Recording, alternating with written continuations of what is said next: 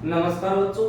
बेटा पिछली क्लास में हमने पढ़ा था, अपनी 3 क्लासें हो चुकी पिछली। हमने पढ़ा प्रकाश विद्युत प्रभाव क्या होता है, कॉम्पटन प्रभाव क्या होता है, कॉम्पटन विस्थापन का हमने मान ज्ञात किया है।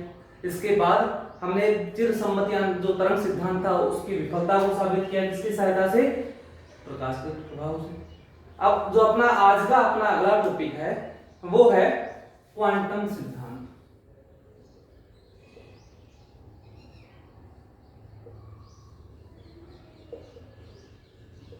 बेटा हमने 12th क्लास में भी पढ़ा है कि क्वांटम सिद्धांत होता क्या है। क्वांटम सिद्धांत की बात करें तो देखो क्वांटम सिद्धांत में होता क्या है, प्रकाश क्या है, एक ऊर्जा का रूप है कि नहीं है। प्रकाश ऊर्जा है एक प्रकार की।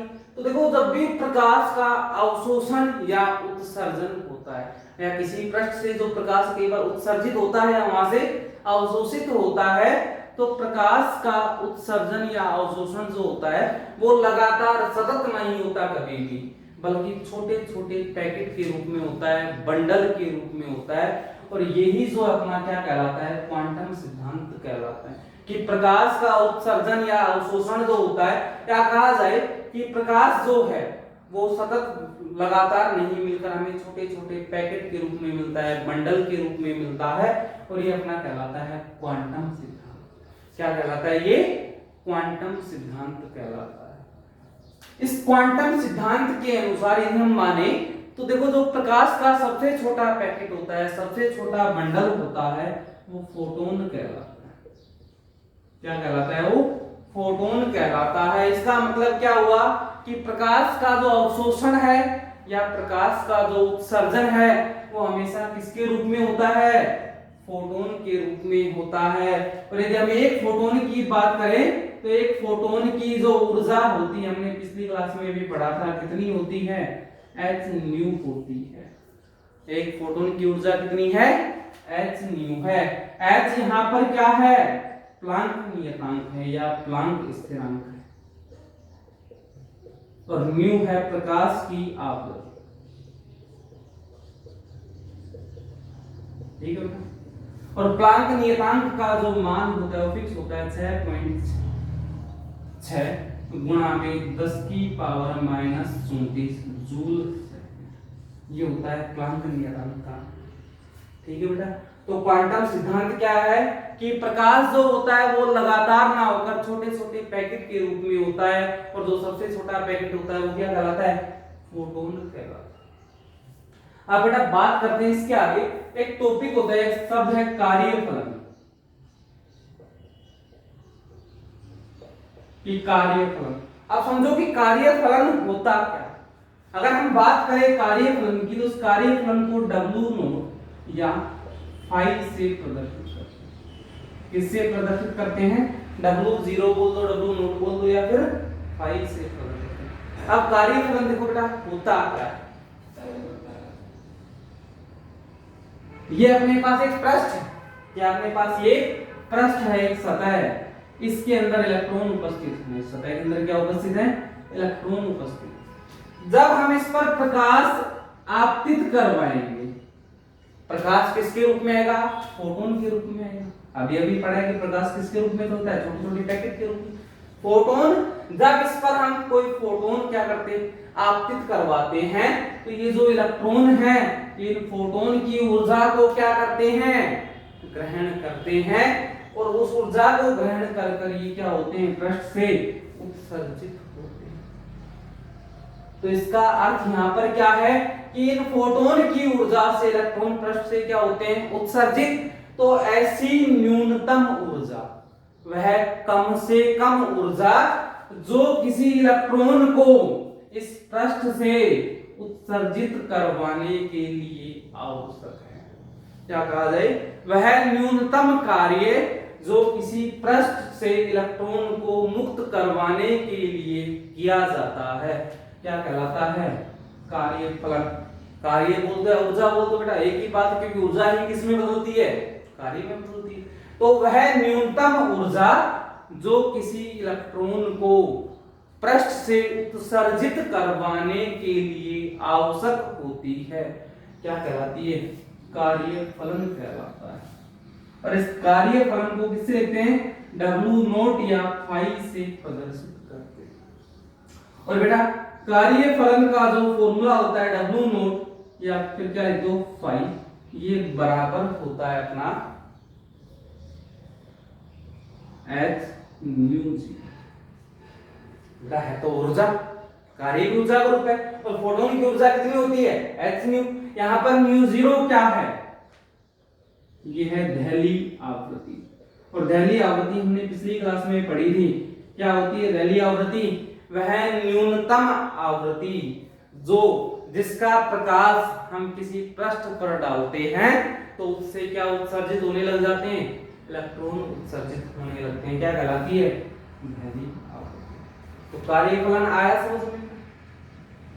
अब हम आगे बात करते हैं आइंस्टीन का प्रकाश विद्युत समीकरण।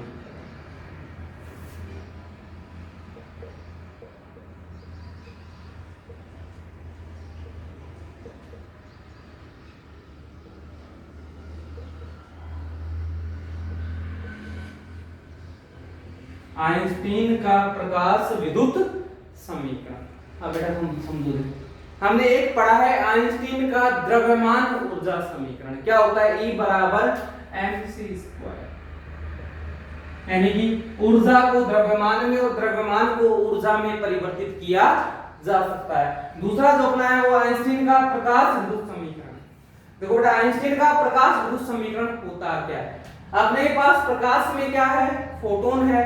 तो जब भी कोई फोटोन किस पर आपतित होता है, पृष्ठ पर, तो फोटोन की ऊर्जा किसके पास जाती है, इस इलेक्ट्रॉन के पास जाती है। तो जो अपने पास प्रकाश विद्युत समीकरण में होता क्या है कि आइंस्टीन के अनुसार जो फोटोन है इसकी ऊर्जा दो तरह से कार्य करती है या दो तरह से काम में आती है, ठीक है। एक तो किसके काम में आती है, कार्य फलन के रूप,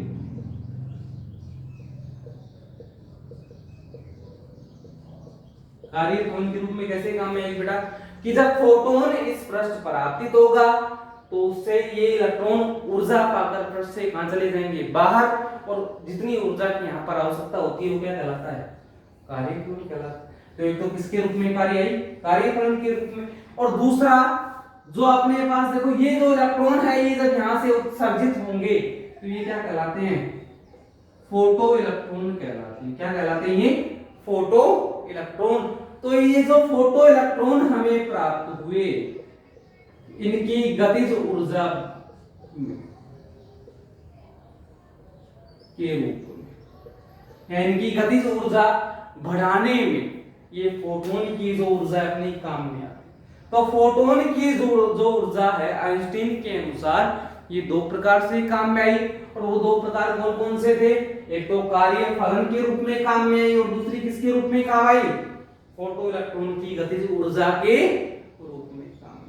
तब देखो यहाँ पर इसका अर्थ क्या हुआ, फोटोन की ऊर्जा को हम किससे लिखते हैं, एच न्यू, वो अपने पास क्या है, एच न्यू बराबर होगी, ये किसके काम में आ रही है, दो के काम, कार्य फलन किससे लिखा, W0 प्लस में गतिज ऊर्जा के रूप में। तो देखो कार्य फलन प्लस में गतिज ऊर्जा दोनों मिलाकर किसके बराबर है, फोटोन की ऊर्जा के बराबर।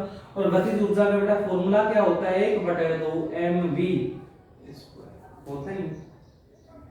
W0 का मान क्या होता है, h न्यू 0, रखो h न्यू बराबर h न्यू 0 प्लस में 1/2 mv हो गया।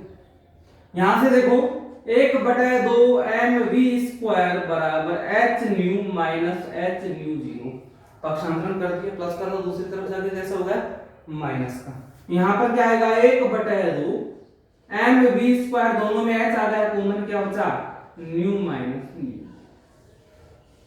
और बेटा ये होता है आइंस्टीन का प्रकाश विद्युत समीकरण, यही अपने पास क्या है, आइंस्टीन का प्रकाश विद्युत समीकरण।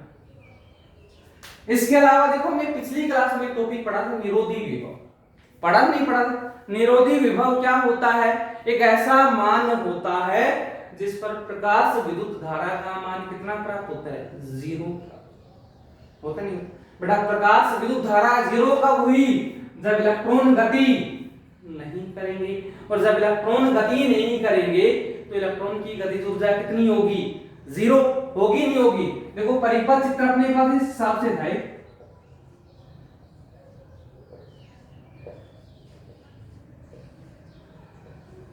इस हिसाब से परिपथ चित्र था। इस बैटरी के द्वारा यहाँ पर निरोधी विभव क्या किया गया था, आरोपित किया गया था। और देखो इस निरोधी विभव का मान कितना था, देखो गतिज ऊर्जा 0 हुई, मतलब इसका मतलब विपरीत मान दिया, किसके बराबर दिया, गतिज ऊर्जा के। तो निरोधी विभव के द्वारा प्रकाश विद्युत धारा का मान 0 करने के लिए गतिज ऊर्जा के बराबर क्या दी जाती है, ऊर्जा दी जाती है। लेकिन दिशा कैसी होती है उसकी, विपरीत, ताकि दोनों मिलकर कितने हो जाए, 0। इसका अर्थ क्या हुआ कि 1/2 mv² क्या है, इलेक्ट्रॉन की गतिज ऊर्जा। इसको 0 करना है तो इसके बराबर क्या दी जाएगी हमारे पास, निरोधी विभव के द्वारा ऊर्जा दी जाएगी। देखो माइनस में ev0, ev0 किसको प्रदर्शित करता है, विभव को, और बेटा विभव गुणा में आवेश क्या होता है, कार्य के बराबर, या कहते हो किसके बराबर होता है, ऊर्जा। तो ev0 क्या हो गई, ऊर्जा। दोनों का अंतर कितना होगा, 0, तभी धारा प्रवाहित नहीं हो, तभी प्रकाश विद्युत धारा का मान कितना प्राप्त होगा, हमें 0 प्राप्त होगा।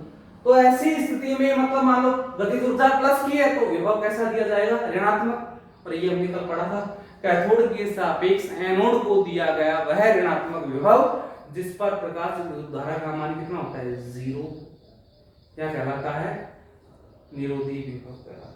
तो यहां से इसका अर्थ क्या हुआ, 1/2 mv² बराबर किसको हो जाएगा बेटा, ev0 हुआ, भाषांतरण कर दिए। 1/2 mv² देखो किसके बराबर होता है, h न्यू माइनस न्यू 0। तो h न्यू माइनस न्यू 0 बराबर ev0 हो गया बेटा। इसको आगे सोल्व कर दो, देखो अपने पास यहां से मान क्या आएगा आगे सोल्व करने पर, h में e न्यू माइनस न्यू 0 बराबर v0।